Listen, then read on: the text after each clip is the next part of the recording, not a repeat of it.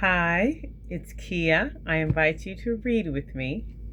This morning I'll be reading from another article from the New York Times about Dr. Fauci. Trump administration life updates. Committee votes to hold Fauci in contempt of Congress. I'm not a paid news reporter, so I can roll my eyes. Okay? All right, let me read.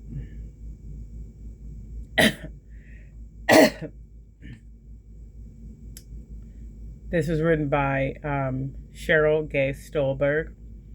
The party line vote clears the way for the panel to ask the Justice Department to prosecute Fauci.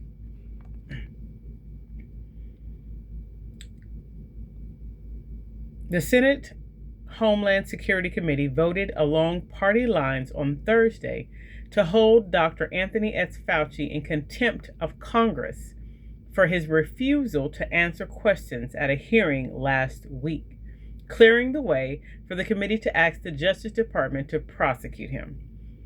The vote to adopt a formal resolution holding Dr. Fauci in contempt does not address Republicans' core allegation that he funded research in China that set off the coronavirus pandemic and lied about it to Congress. Dr. Fauci vigorously denies that assertion.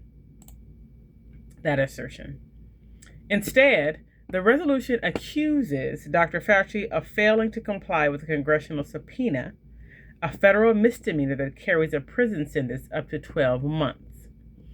Senator Rand Paul, Republican of Kentucky, and the committee chairman said after the hearing that the panel would hand-deliver the resolution to the Justice Department later Thursday and would also deliver a copy to the U.S. Attorney in Washington, who could bring a case to a grand jury.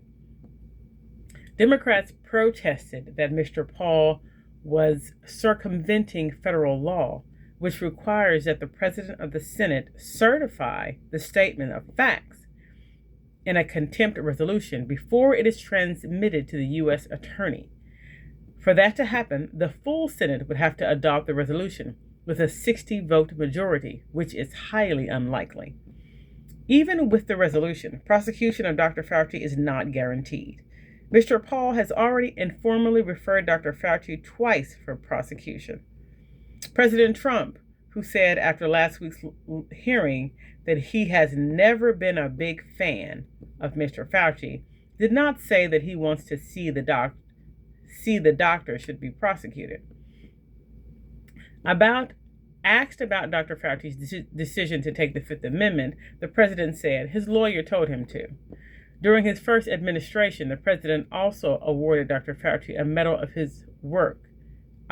for his work as part of the Operation Warp Speed, the fast-track initiative to develop a COVID-19 vaccine.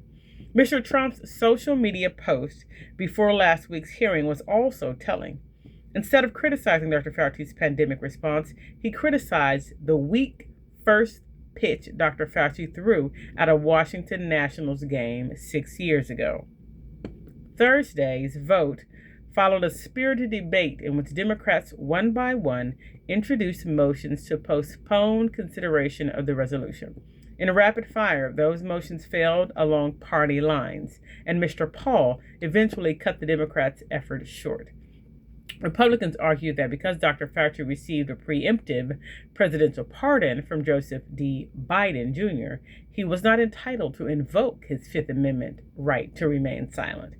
Democrats said Dr. Fauci has reason to fear testifying, given that Mr. Paul has said repeatedly that Dr. Fauci should be in prison. Senator Richard Blumenthal, Democrat of Connecticut, argued that before taking the immensely historic step of holding Dr. Fauci in contempt, the committee needed to at least hear from his counsel as to what he feared. Mr. Paul threw Dr. Fauci's lawyer, David Schertler, out of the hearing last week after Mr. Schertler tried to speak. Mr. Paul said the committee faced a simple question. The chair directed Anthony Fauci to answer. He refused. That is what we are voting on today. Not his opinions, not his policies, not anything he said from the podium 6 years ago. We are voting on whether a witness who has received the benefit of a federal pardon can be ordered by this committee to answer questions and then deny that order without consequence. Senator Gary Peters of Michigan, the top Democrat on the committee, accused Mr. Paul of conducting a rushed investigation without Democrats' participation. He warned that if the committee approved the resolution holding Mr. Fauci in contempt, it would discourage others from testifying in the future. This committee should not damage its future investigative authority to advance the chairman's years-long campaign against single individuals, Mr. Peters said. The vote followed another twist in Republican investigation of Dr. Fauci. On Wednesday night, Senator Ron Johnson, Republican of Wisconsin, and the chairman of the Senate's Permanent Subcommittee on Investigations, said he had received a copy of Dr. Fauci's government-issued cell phone. Hopefully, this device will address many of the questions he refused to answer at last week's hearings, Mr. Johnson wrote on social media. Thursday's vote represents only part of Dr. Fauci's travails on Capitol Hill. Representative James R. Comer, Republican of Kentucky and the chairman of the House Committee of Oversight and Government Reform, said after last week's hearings that he would be asking Dr. Fauci whether he stands by his previous testimony to our committee. Florida's Attorney General James Oltmeier also vowed after last week's hearing to investigate Dr. Fauci. Mr. Paul has accused Dr. Fauci of funding research in China that led to the coronavirus pandemic and lying about it to Congress, accusations that Dr. Fauci has vigorously denied. Dr. Fauci, who appeared under subpoena, invoked his Fifth Amendment right to remain silent more than 100 times during last week's hearing, as hostile Republicans battered him with questions about matters including the origins of COVID-19 and whether he used his position to enrich himself by enlisting staff members and colleagues to nominate him for cash awards.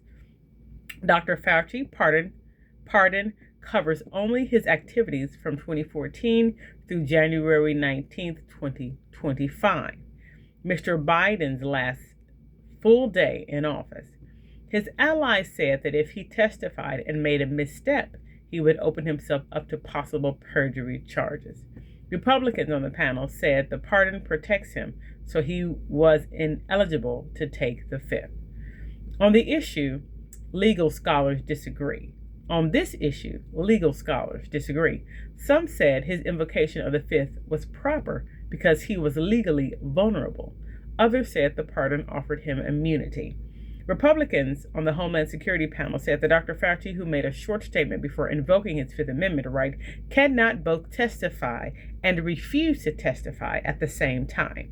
This is precedent for Congress holding a government official in contempt for invoking the Fifth Amendment after initially testifying. In 2013, Lois Lerner, an Internal Revenue Service official, appeared before a House committee under subpoena and insisted she had not misled Congress to previous testimony.